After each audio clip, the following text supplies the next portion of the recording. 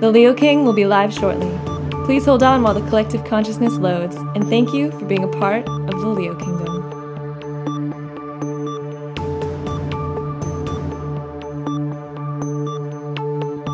The Leo King will be live shortly. Please hold on while the collective consciousness loads, and thank you for being a part of the Leo Kingdom.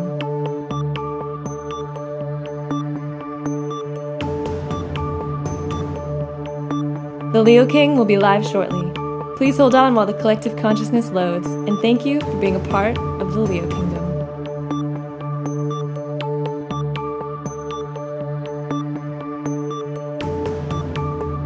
The Leo King will be live shortly. Please hold on while the collective consciousness loads, and thank you for being a part of the Leo Kingdom.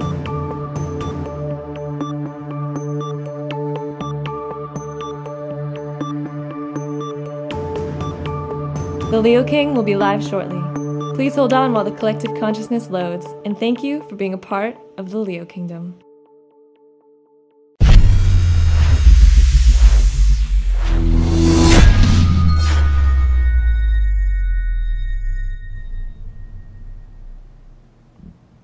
Hey, what's going on, everybody? It's David Palmer, Leo King. We got a lot of people up here on stage because we want to talk about this awesome summit that we're going to be doing tomorrow, and we're going to make it on live stream. But we wanted to have an open conversation about a lot of things going on.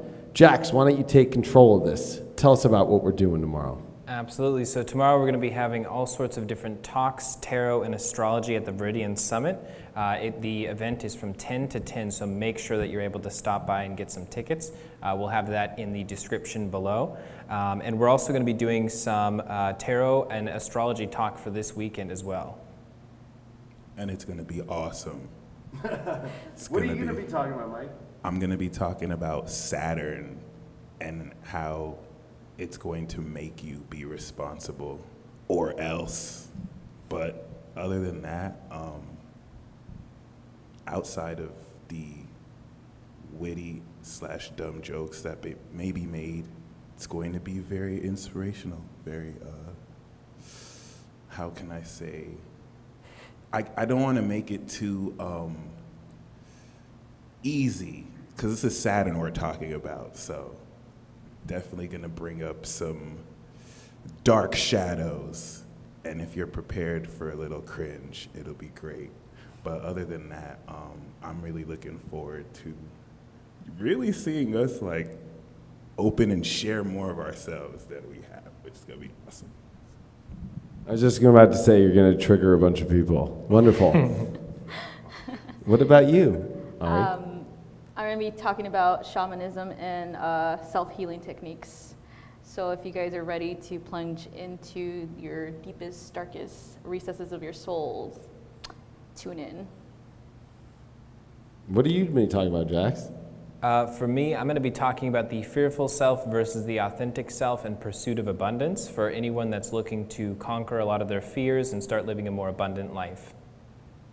Wonderful. Well, I think because now people know a little bit about what we're going to be doing, I think we should have a fun open talk about some open spiritual subjects. Actually, it'll be kind of fun too if we look into the chat and see if people have some questions and stuff like that. But what would be a good little topic to have us open here with? Maybe we could get a little political. I think that's such a hot button right now about this week. But more of like the spiritual energy of what you guys are feeling about how things have been this week with a lot of the stuff, not only through the election, but I would like to hear your guys' opinions of how Trump and that, I don't know if you guys saw that Jim Acosta thing. Mm-hmm. Did you see it? No, actually. But you have other parts that you can talk about. I heard he fired Sessions, but what happened with the Acosta thing? Like So what was going on was like a news conference or whatnot, and he was answering questions, and then Acosta, as always, he's so professional. He was asking questions that were leading him to make assumptions. So Trump wouldn't answer them. He was just like, no, next, no, next. And then finally he blew up on him, pretty much telling him he's unprofessional, he's very disrespectful, and he's done. Like he's done answering questions for him. So apparently his credentials were revoked. So he's no longer allowed. Well, it got a little gnarlier than that. Then it was, he was telling him that he's a horrible person and that he should run the country and he should just be running CNN. And then Sarah Huckabee Sanders then tweeted the video saying that he assaulted the girl that was trying to take the microphone away. Oh yeah, that one too. So there's a lot of it. It's a lot of more, like, it's kind of like it's just like turd coming downhill. It's just snowballing, like everything was just building up to this.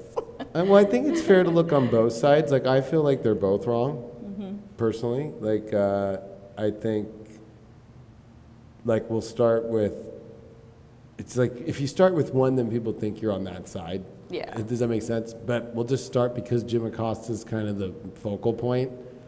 He might be professional, but he also kind of is like jerking the mic and wanting to take it. So it's obvious, like, he's not giving other people kind of whatever.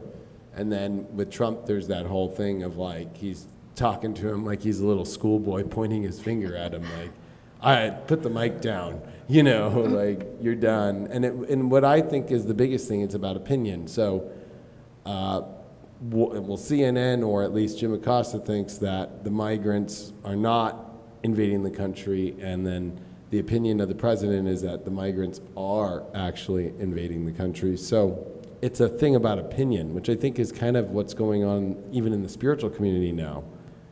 Like, no, if you didn't sage your house, like, you're not good, or you have a dark entity in you, you know, like, because you watched porno. Or because you disagree with somebody. You're I can evil. add on that cliquish energy is really, this put it into a lot of perspective to me, how much people are just like too passionate about what they believe, which I guess is good until it's ugly, because objectively looking, and it's a little bit more intense than previous elections, but first of all, we're seeing like a war between political correctness and apathy play out in front of us. So it's like people who, the political correctness, or rather the fake politeness that these politicians are so used to like showing to each other, it's not working. It's the ugliness is cracking through the mask. And then, you know, you have people out there who are like ready to kill others who don't vote. And the best part about it is if you ask them like why you should vote, they cannot give you an answer that does not tie to their agenda, or does not like at some level like try to understand you, which I guess is normal, but it's just kind of fun to see the myriad of like chaotic passion and just like no objectivity, which is pretty great. But do you think that's the same way in the spiritual community? Like, Definitely. if you're not awake, like, you're a piece of shit? It's pretty much judging. And with the spiritual community, we're supposed to be moving or removing ourselves from that. You know, we're supposed to be going higher vibrational. And higher vibrational aspect of yourself would not judge somebody that is not awake. A higher vibrational aspect of yourself would actually try to understand them and assist them if they ask.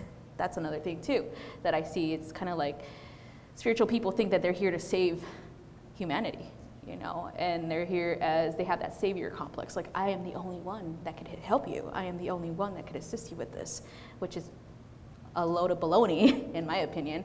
It's about self-help. That's all it comes down to, is like, yes, here's some techniques, here's a toolbox, and here's some extra tools for you to use for your own spiritual journey and your own private, you know, healing that you need to do on yourself.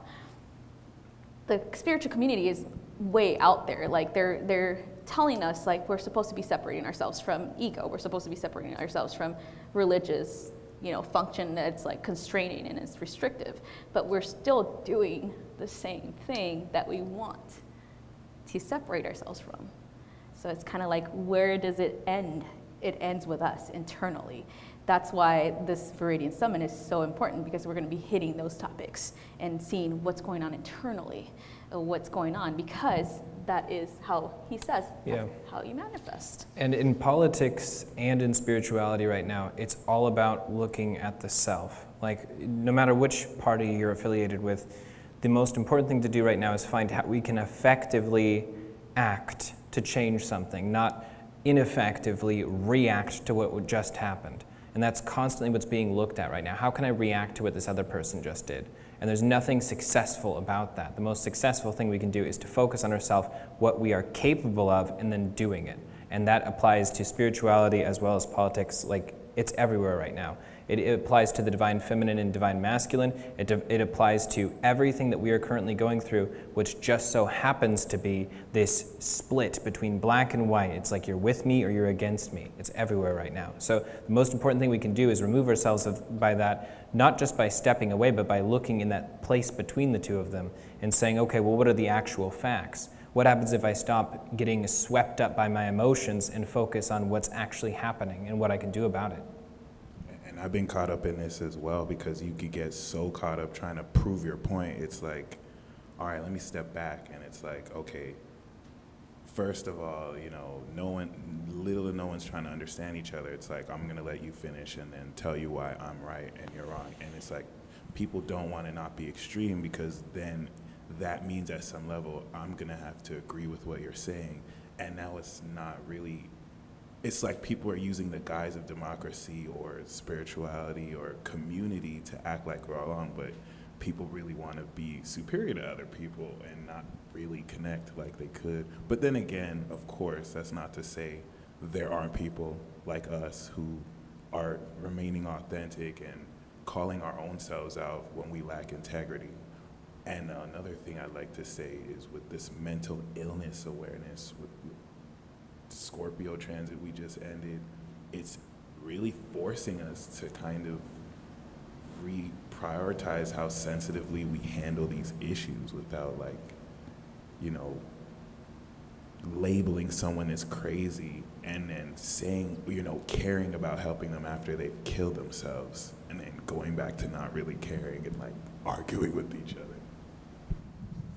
No, those are all great aspects. I mean, I think that all of it at the end of the day is about trying to find a higher vibration. I mean, that's why we have High Vibe TV, and that's what this whole network is about.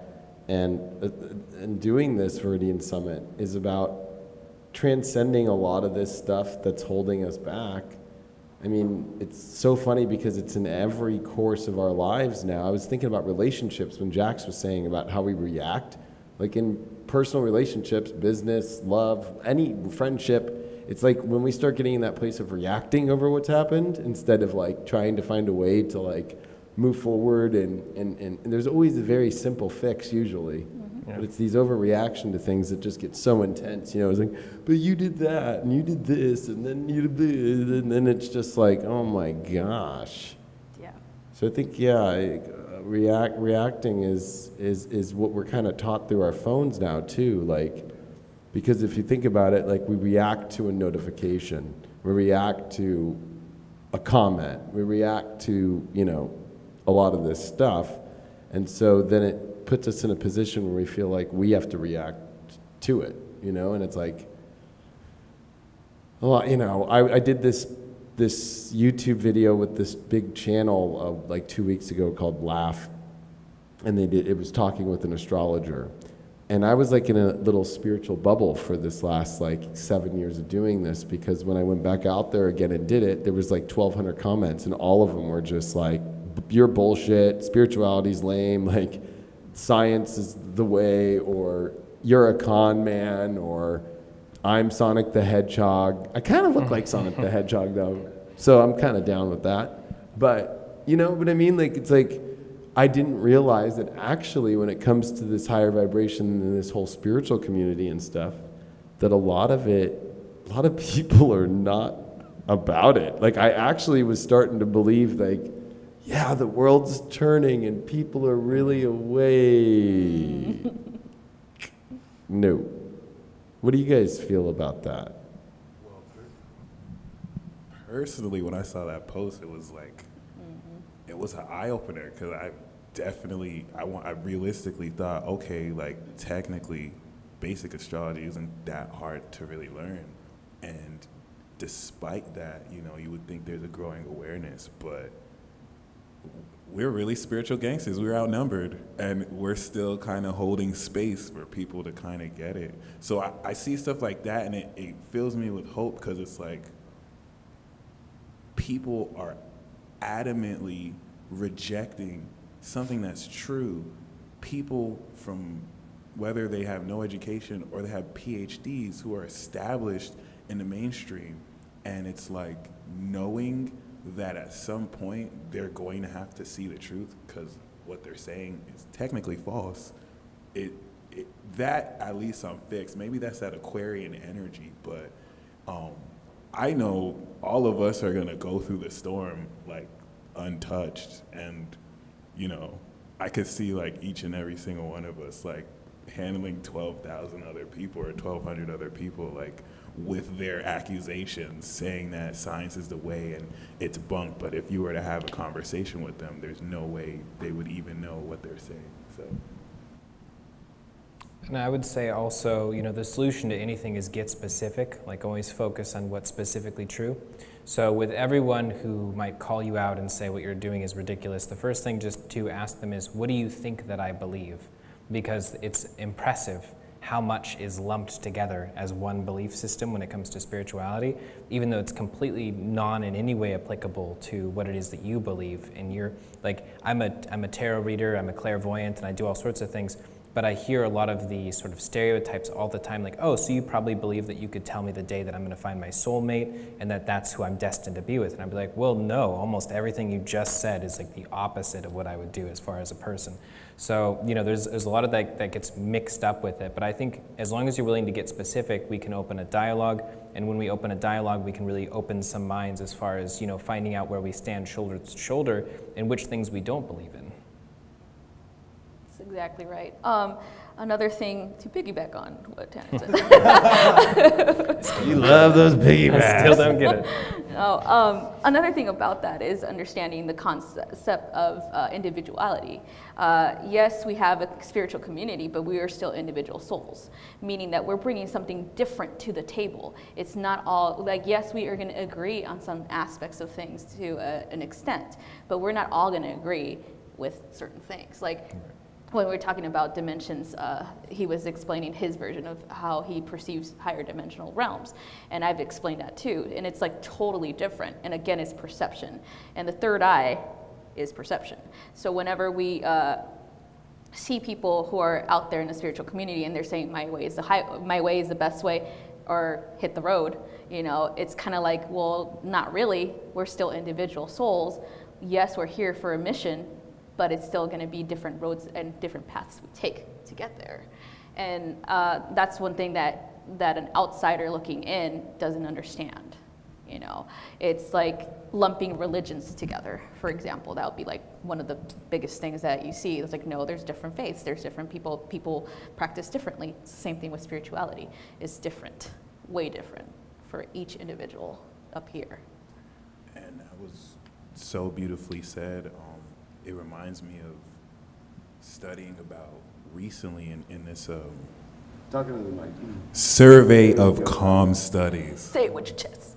Welcome to the sweet sounds of survey of calm studies is the class, and it was studying about how there are different research methods, and what Ari is saying is very similar to the subjectivist core. You have the objectivists who feel like there's one solid truth versus the subjectivist research method that acknowledges everyone's unique perspective and how there's not really like one truth, and how, you know, you have to really understand how people perceive things and see things differently. But I mean, or rather, you know, taking into account, I'm really glad you said, Jax, what you mentioned about how people take what we do wrong, because we've been so busy doing what we're doing, I didn't realize how much we're redefining what we're doing, because we're stepping into a field where it's a lot of people use it to scam others, a lot of people are cookbook. They don't necessarily, they may not necessarily really be professional as they think they are. So the general public is going to have access to these people. Medicine's regulated, law's regulated. You have to have board exams to be a part of these fields. You don't really have to do that for tarot or astrology or spirituality.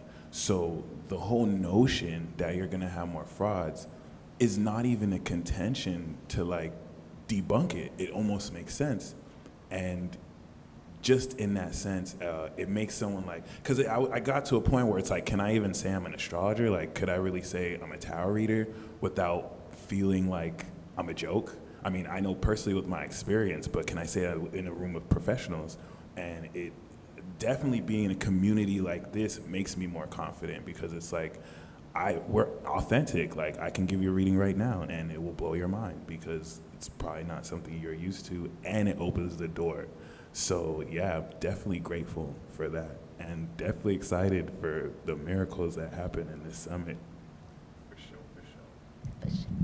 Yeah, and the experience that I recently had happened to me 8 years ago on reality television, when I came out and said I was an astrologer on ABC, and went through a whole season of like them editing me as if the whole cast that I was living with did not want me to talk about astrology, even though every night that's all we talked. They loved it, you know what I mean?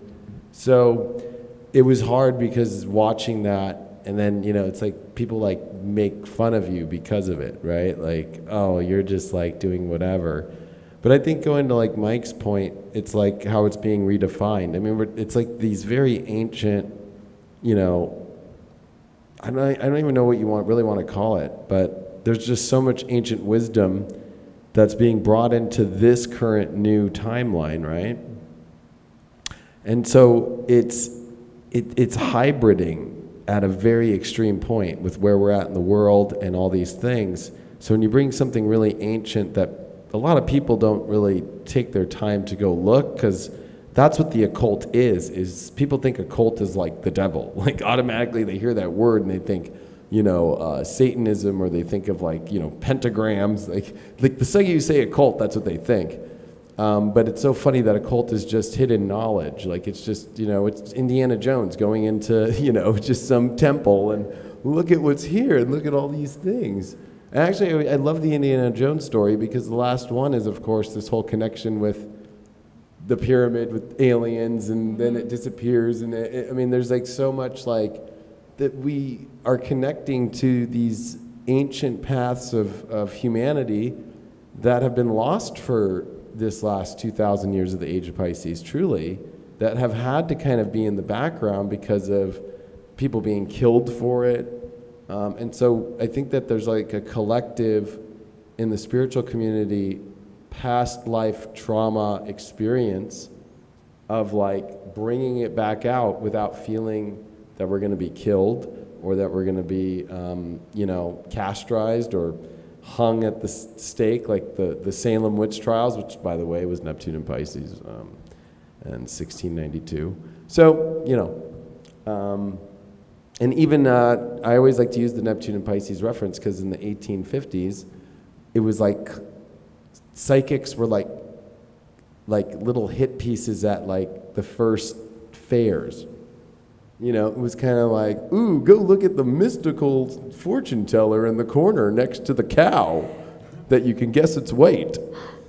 So, you know, it's kind of like us trying to not have to try to be seen in the way we want to, but just show a way and be that way instead of having to prove, if that makes sense. Exactly. And another thing about that is the whole feeling of being persecuted, that feeling of being judged, you know, and so that's why a lot of us in the spiritual community that come from very restrictive as well as very strict backgrounds in like religions, we, for me an example, judgment was a very very primary thing in my life as a kid, where you have to be this way. No, don't do that. Little girls don't do that. And, you know, or little girls don't ask so many questions, you know, stuff like that. And because I was very inquisitive to the point that I kind of like a nun got mad at me and told my mom, and I got punished for it. So seeing all of this stuff where you're being limited, you're being restricted. And so when you're coming into the spiritual community, you're like opening and expanding your awareness, and you're like, oh my gosh, this is awesome. Like, I'm finally somewhere where I belong, where I am not gonna be judged or ridiculed or whatnot. But sometimes you do hit that bump in the road where you do come into contact with somebody who is in the spiritual community as well. But it seems like they are gonna want you to be molded to their version of spirituality. And that's what we in the summit are gonna actually talk about regarding inner self healing. Where is that coming from? That's one of my wounds. You know, that's one of my wounds that I have been healing for a very long time, where I felt restricted, I felt judged based on, you know, my experiences as a kid.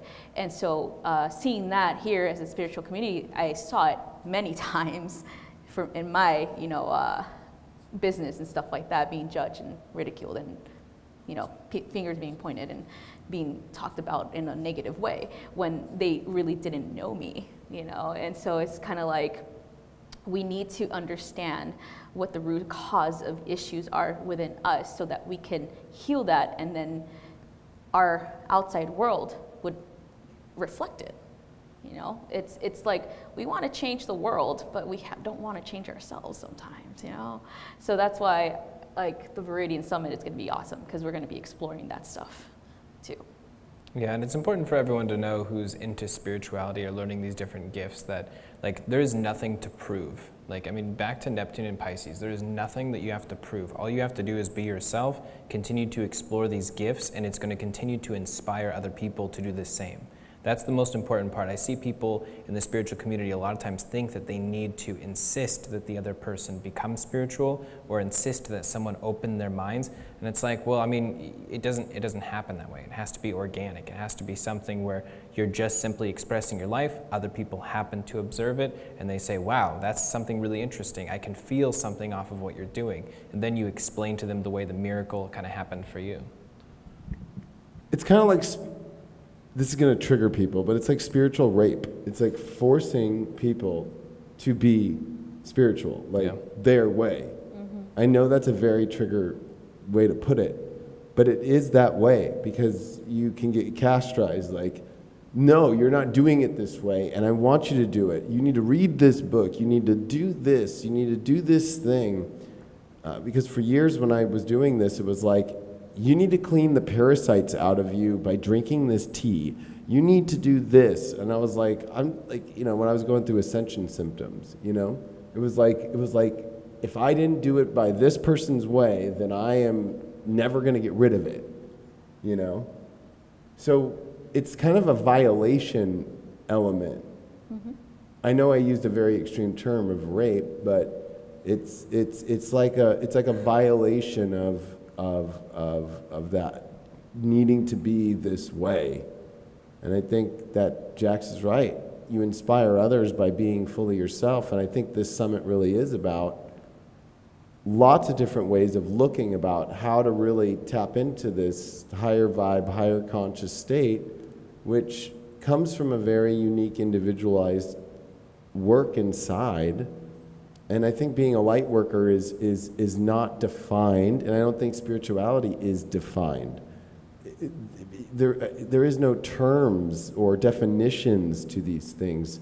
They really are characterized in a spiritual form, is characterized in its own beautiful, imaginary, like higher dimensional form that doesn't really have a third dimensional description. Even the work that we all do here up here is not very physical. The energy that we tap into is not, you can't register it the way that you can register a lot of other things.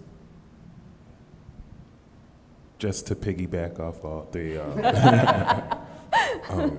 I know one of my biggest issues, I didn't know where issues, where I tried to prove it. I tried to, before I knew I was a projector in human design and I need to wait for the invitation, I would think 2012, 2013, I would be in the club embarrassing my friends because they're, you know, talking to ladies and I'm asking them, hey, what's your sign? What's your, let me read your chart. Biggie. Oh, let me, just giving them impromptu readings, and they just feel really weirded out by that.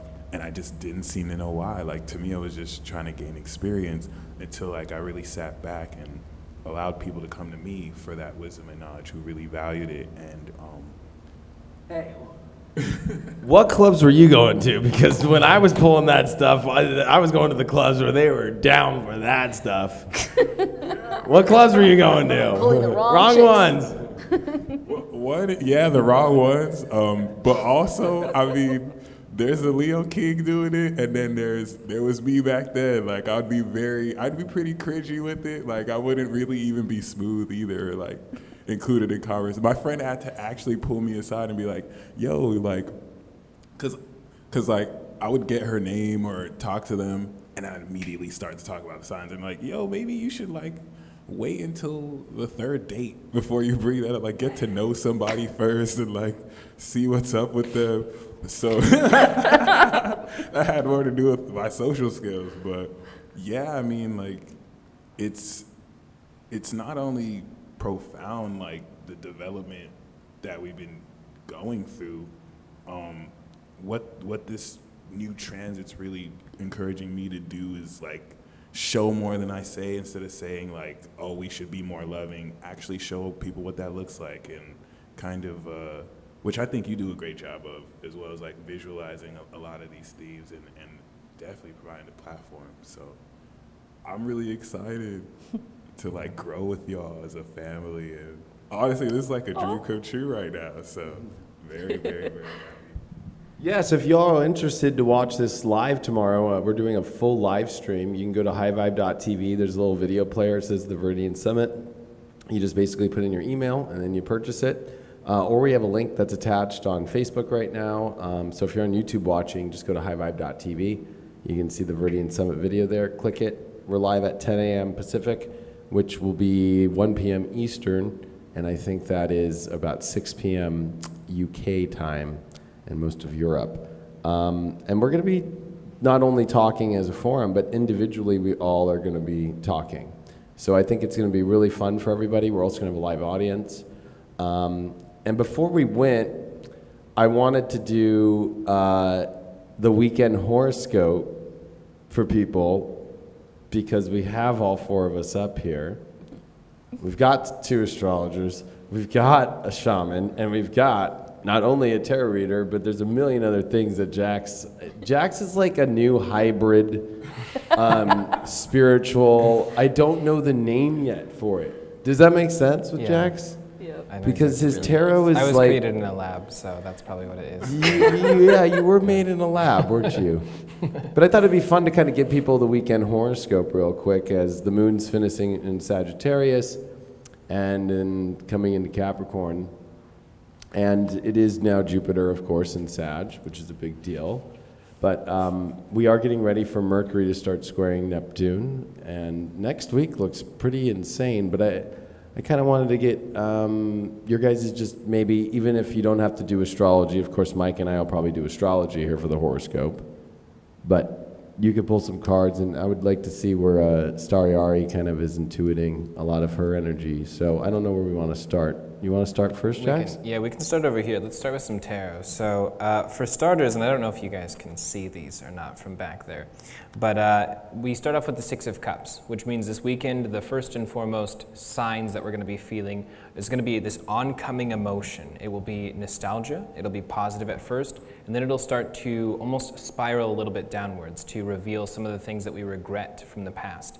It's important, obviously, not to get too caught up in the nostalgia and lose the present moment. It's also important not to get too caught up in the regret, but to learn the lessons that the regret was trying to teach you. Now, what's really interesting is over the weekend it fades into the 3 of Swords, which means it's a very direct, in-your-face type of pain or difficulty. There's the realization that I've lost something, the realization that you know, something that I really desired is no longer here. We have to allow ourselves to accept that. And through that pain, we can actually grow a lot stronger. Now, what's exciting is that we move into the Ten of Swords, which doesn't sound exciting because this card... Yeah, so I'm like looking at them like, what the Sitting heck? over here to reading going, great. Yeah. So the Ten of Swords, death of an idea. I know it sounds bad, but listen, listen.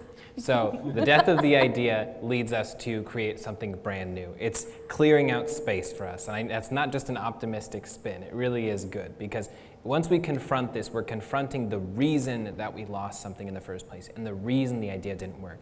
This is going to strengthen us. And how so? Well, we have the King of Wands as our final energy. So King of Wands is basically saying we step into our power, we step into our strength in all areas of our life, spirituality, but also in our emotional strength, also in our intellectual strength, our confidence, and we're able to cycle right back around to that Six of Cups and enjoy the memories of the past, not constantly be lost in trying to not accidentally recreate them and doing so anyways. So it's a big opportunity this weekend.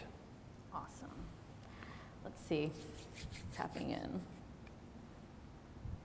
So the first thing I saw was that fire. It just happened. So when you think about fire, it's a cleansing energy, it's purification. So when he started going through the swords, that's the same thing that we're doing, right? Where this weekend it's going to be about purifying ourselves, about understanding what we are still holding on to, and then is it really worth it? And then, of course, purification with fire is you're going through the fire, exactly. Literally, like within your soul, right? So what's fire? Fire means in different ways and in different energies, it is to clear out the old in order for you to bring in the new. So another thing that they're showing me is that, yes, it's tough. Yes, it's rough. Yes, there's a lot of emotions, especially because of Scorpio. But we have to understand that if we're not doing the work right now, we're not doing it right now where it's like the prime time to do it, when are we gonna have time to do it again? It's the end of the year. We're going into winter. And winter is about hibernation, about taking the time to be with yourself, self-nurturing, taking care of yourself, because when the spring comes, it's about flourishing. It's about actually building a dream, okay? So this energy that we are, all of us have been into, like nonstop emotional roller coaster, is necessary to get to that higher vibration that you want to be in, to build that kingdom that you want to build. It's all necessary, and yes, again, it sucks. I'm gonna say it sucks. Like it was really rough for me this Scorpio new moon, but it was necessary to break down the things that were no longer needed in my life. You know, I broke everything down. It's like this is the epitome of the ritualistic shamanic death. That if you've actually gone into something like that, all of your darkness comes up, all of it. And then it's like you are being dissected. And all of a sudden it's like you just free yourself, and that's your death. But there's always rebirth, okay? And that is what this energy is about. That's what I told him, I don't know how many times, I'm going through another shamanic death, you know? Because I know for a fact that by the time that we get into Sagittarius, it's gonna be better. It's gonna be better. Are you saying that because you're Sagittarius? Yes. No, but I do feel it. I do feel it. You know, it's necessary. It's a necessary believe you. thing. Indeed. Honestly, I'm still jarred by Jupiter and the events that occurred. That timing is like gnarly.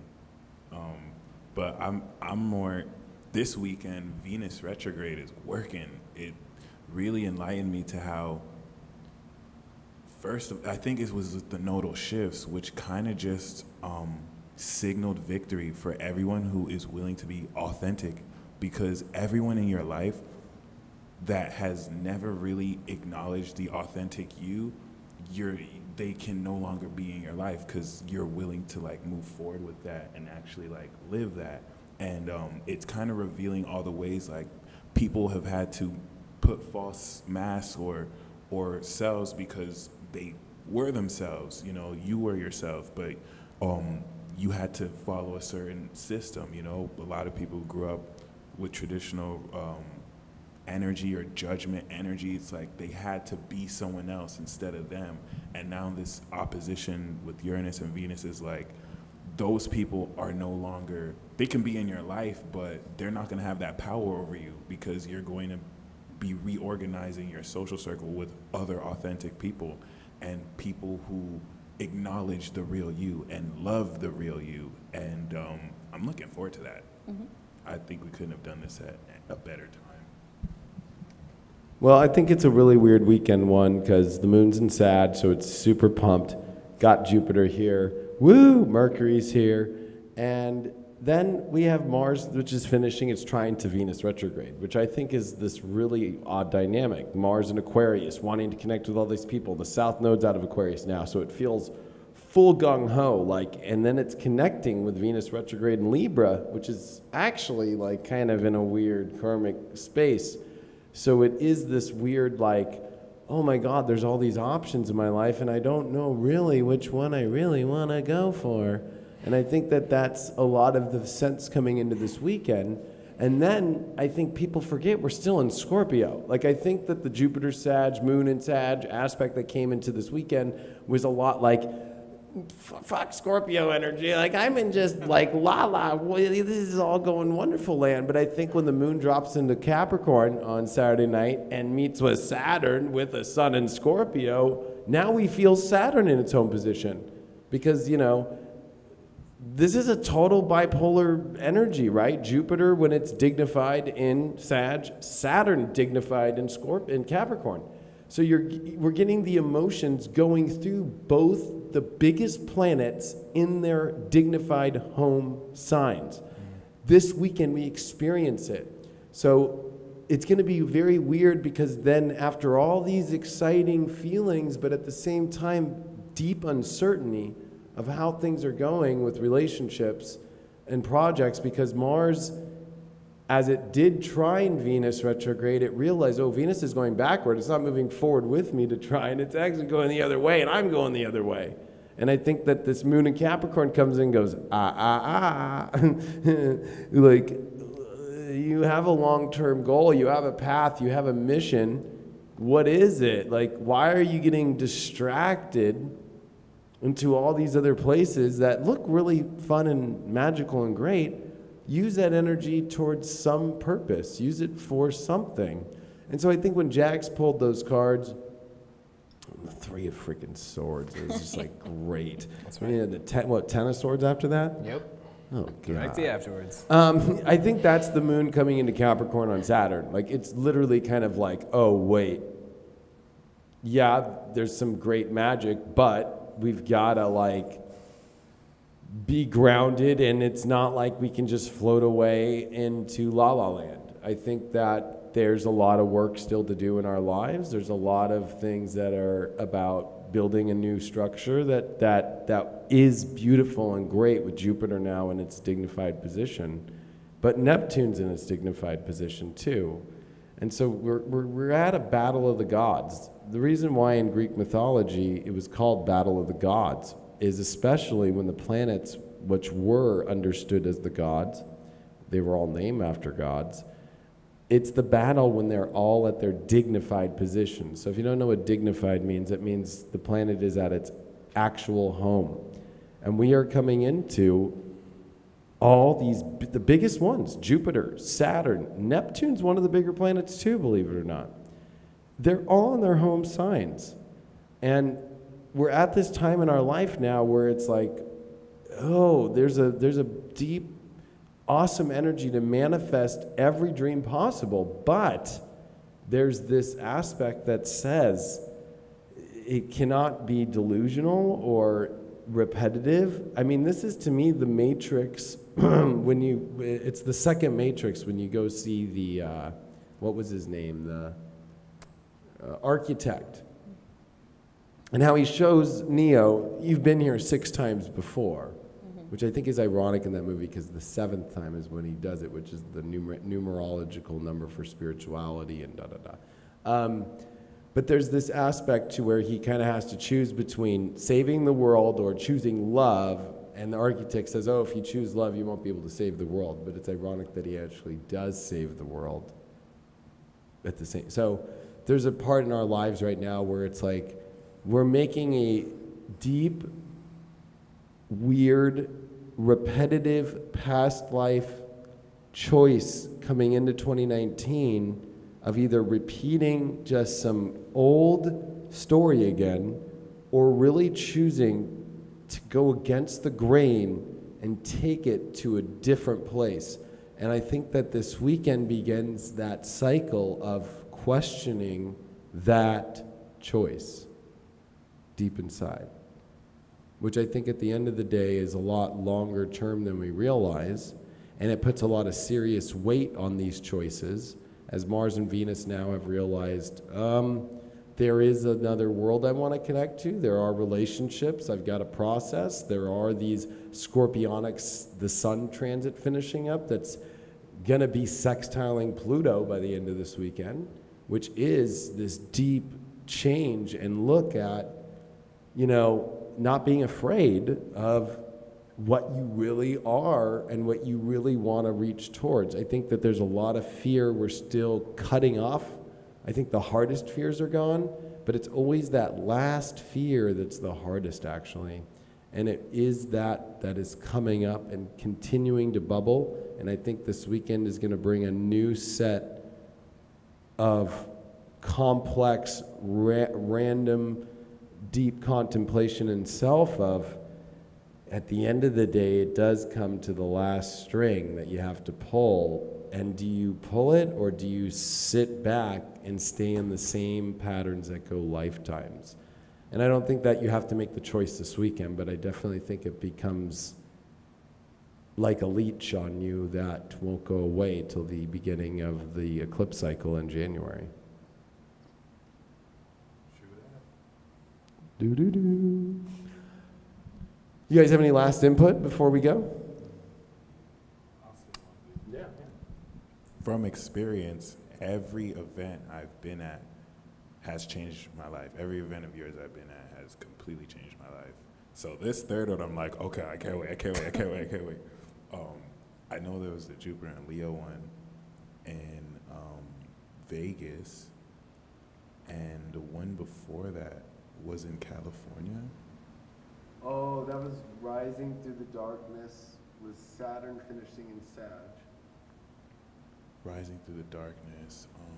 You had the one in Sedona. I don't think I made that one. No, the one in Vegas, though, was Age of Deception. It was That one was Hope in dope. the Desert. Hope in Because it the was Saturn Desert. square Neptune. Yeah, Hope in the Desert was lit. It was really informative.